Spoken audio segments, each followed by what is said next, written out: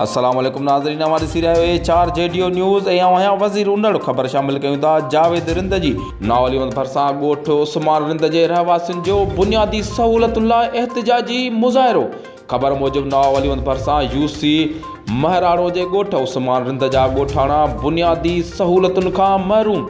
उन सिलसिले में ॻोठाणनि दरिया ख़ान रिंद इस्माइल रिंद मासूम ॿारनि समेत मीडिया आॾो एहतिजाज कंदे मीडिया सां ॻाल्हाईंदे चयो त जदीद दौर में न ॻोठ में स्कूल नई सिहत जो मर्कज़ आहे, नई ॻोठ ॾांहुं पको रोड आहे। ख़ुदा न ख़ास्ता अगरि को बीमार थिए थो त रोड न हुजण करे उन मरीज़ खे इस्पताल पहुचाइणु वॾो मुश्किल आहे।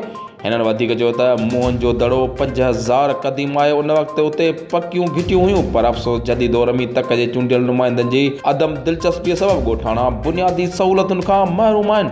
हिननि सिंध हुकूमत खां मुतालबो कयो त ॻोठ उस्मान रिंद खे बुनियादी सहूलतूं फराहम कयूं वञनि। HR जेडीओ न्यूज़ में फ़िलहालु एतिरो ई। वधीक ख़बरुनि ऐं अपडेट्स लाइ ॾिसंदा रहो HR जेडीओ न्यूज़।